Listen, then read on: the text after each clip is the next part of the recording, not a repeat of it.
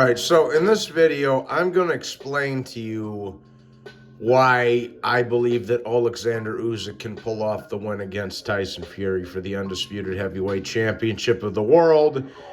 Um, I'm not saying, I'm not making a pick or anything, as the fight's not even set, but I'm going to explain to you a little bit why I think Usyk has a very good chance of pulling this off and why I think a lot of people are writing him off way too soon.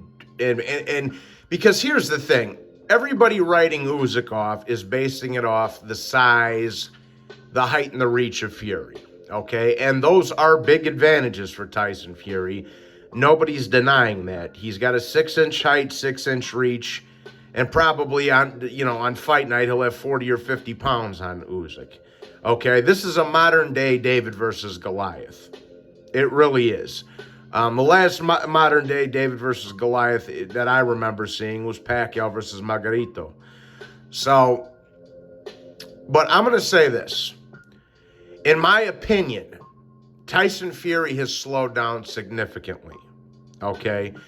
I think those Wilder fights might have taken something out of him, aside of the second one, of course, because he dominated Wilder. But the first and the third Wilder fights, he took some serious damage in those fights. He did. Now, fast forwarding a bit, in the White fight and in this third Chisora fight, I didn't think Tyson Fury looked very good. I thought he was a little bit slower than usual. I thought his feet were a little bit slower than usual. Now, you could say that he was maybe, taking Chisora lightly and just giving his buddy a payday, which I believe is, at least to an extent, true. But he's softer all around his body. He's not in the best of shape he used to do, and he has been drinking again. Like this, and that's not something you can deny. That is a fact. Now, in an older interview from a couple years ago, Tyson Fury even admitted that the short guys with speed are the hardest style to match him, okay? Because with guys like Klitschko and Wilder, who were more or less closer to Fury's size, now Fury's bigger than them guys too, but they're at least a little bit closer in size. He's able to, use his left hand as a rangefinder, a distance measurer, and set him up with the right hand and set him up for 1-2s and all that kind of thing. With Usyk, he's going to be dip, dodge, ducking, and diving all over the place. And the one weapon that Fury has for guys like that, and Chisora and Dillian White, who are 6'3", 6'4", is his uppercut, and his 45-degree angle, little left hook that he just threw right there. But I think Oleksandr Usyk is a very, very good, bad stylistic matchup for Tyson Fury. One reason is because of the footwork, okay? He's going to be, and Fury's got good footwork too, especially for a man of his size, but Fury's never faced anybody with the footwork of Usyk, not even close. Klitschko was a great fighter, but he was older, and he didn't have anywhere near the footwork of Usyk. Chisora's a plotter. He's a flat-footed, slow guy. Same thing with Wilder. Same thing with White. Usyk's going to be in all over the place. Usyk, a good thing that Usyk can do in this fight is he can get inside of Fury when he decides to throw a jab, get in between his guard, and throw something back in retaliation. And if you saw that, if you watched, he did that a lot in the Anthony Joshua fight, where he would catch Joshua's jab and then either throw a jab of his own or throw a straight left hand. And I think he's going to be able to do that all day and night against Tyson Fury, okay? And another big thing I think Oleksandr Usyk's going to be able to do against Tyson Fury is the body work, man. I think that is a big key to victory for Usyk in this fight. You don't want to get too close to Fury, and you don't want to be out of range where he can hit you with this tree trunk jab, and you can't hit him. So I think Oleksandr Usyk's best bet is to be at mid-range and go to the body, try and catch. And another thing about him being at mid-range is Fury's not going to be able to get the full extent on his straight left hand, straight right hand, his jab, etc. So I think Oleksandr Usyk needs to use his feet, be at mid-range, because at mid-range he'll be able to attack the body, and he'll still at least be able to try and slip out of the clinch with Tyson Fury, because Tyson Fury does a lot of dirty shit when he's in the clinch. He'll hold you behind the head and hit you. He'll tie up one of your arms and hit you to the body. He's very, very crafty in the clinch, Tyson Fury is, okay? But Usyk isn't going to be an easy guy for Fury to tie up because he's so awkward and he's so slippery, okay? Now, I know I said Tyson Fury slowed down. I'm of the opinion that Usyk slowed down a little bit as well. He is 35. It's when all the great fighters start to slip a little bit. Even, with Lomachenko a little bit. Pacquiao, etc. They all start to slip in their mid-30s, man. So, but that's a couple of things that I think it can give Tyson Fury a lot of trouble. Usyk's not a flat-footed, slow plotter like White or Wilder or Chisora. He's a lot more elusive. He's got better footwork. He'll be smart enough to go to Tyson Fury's body and try and put, as Teddy Atlas would say, try to put water in the basement. Slow them legs down for the later rounds. And another thing is this. Usyk has a much better gas tank than Tyson Fury. And I think that'll play an even bigger part if they are to fight. If Usyk does invest to the body early, I think Fury's going to be the one gassing out if Usyk invests to Tyson Fury's body early on in the fight, okay? Like I say, the last few fights I haven't been very impressed with Fury. I thought he looked slow. I thought he looked a little, out of shape. We all know he's been drinking and possibly on the coca again. And, yeah. I think this could be, even Barry McGuigan, shout out to Barry McGuigan, said the same thing. He's like, with his Irish accent, he's like, hey, mate, I think that Tyson Fury might be in for a rude awakening there.